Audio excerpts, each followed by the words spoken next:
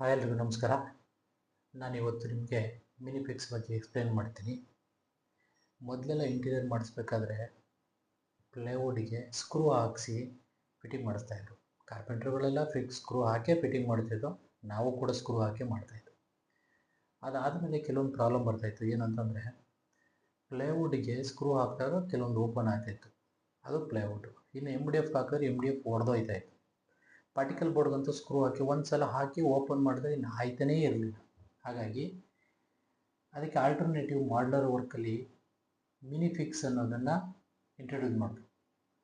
ಅದು ಹೇಗೆ ಫಿಕ್ಸ್ ಮಾಡ್ತಾರೆ ಅಂತ ನಾನು ತೋರಿಸ್ಕೊಡ್ತೀನಿ. ಇವಾಗ ಮಿನಿಫಿಕ್ಸಲ್ಲಿ 3 ಪಾರ್ಟ್ ಬರುತ್ತೆ. ಒಂದು ರಾಡ್, ಒಂದು ಲಾಕ್, ಒಂದು ಬುಷ್ ಮೀನ್ಸ್ ಇನ್ಸರ್ಟ್. 3 ಪಾರ್ಟ್ ಬರುತ್ತೆ. Set of 3. ಇದು 3 ಮಿನಿಫಿಕ್ಸ್ ಸೆಟ್ ಅಂತ ಹೇಳ್ತೀವಿ. ಇದನ್ನು ಹೇಗೆ ಯೂಸ್ ಮಾಡ್ತೀವಿ ಅಂದರೆ ಅದರದೇ ಆದ ಡೈಮೆನ್ಷನ್ ಇರುತ್ತೆ, ಅದರ ತಕ್ಕಂತೆ ಹೋಲ್ ಹಾಕಿದ್ರೆ ಅದು ಇಂಟರ್ಲಾಕ್ ಆಗುತ್ತೆ. ಎಕ್ಸಾಂಪಲ್, ಇದ್ರದ್ದು ಡಯ ಬಂದು 15 mm ಇರುತ್ತೆ. ಇದರದ್ದು ಡಯ ಡೆಪ್ತ್ ಬಂದು 13 mm ಡೆಪ್ತ್ ಬರುತ್ತೆ.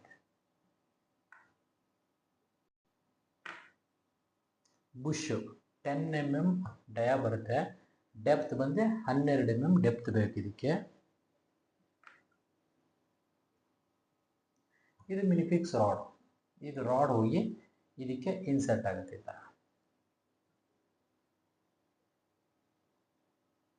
ಈ ಥರ ಇನ್ಸರ್ಟ್ ಆಗುತ್ತೆ.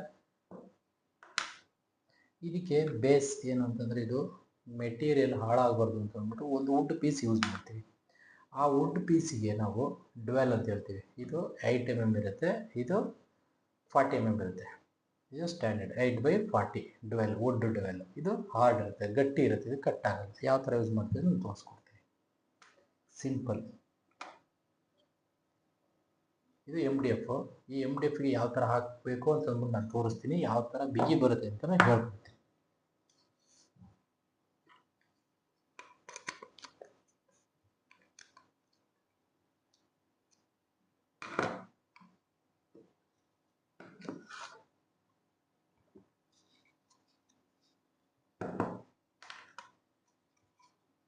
ಈ ಯೂನಿಟನ್ನು ನಾವು ಇದಕ್ಕೆ ಆಲ್ರೆಡಿ ಇನ್ಸರ್ಟ್ ಮಾಡಿದ್ದೀವಿ.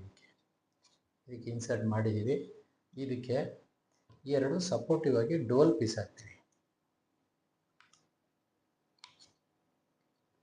ಡೋಲ್ ಪೀಸ್ ಹಾಕ್ತೀವಿ. ಓಕೆ.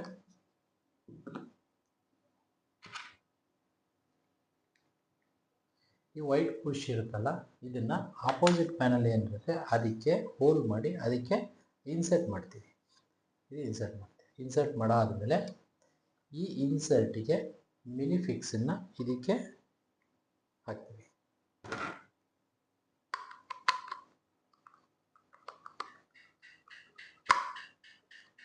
ಈ ಥರ ಹಾಕ್ತೀವಿ. ಹಾಕಾದ್ಮೇಲೆ ಇದು ಪಕ್ಕದಲ್ಲಿ 2 ಸಪೋರ್ಟ್ ಹೋಲ್ ಇರುತ್ತಲ್ಲ, ಆ ಹೋಲಿಗೆ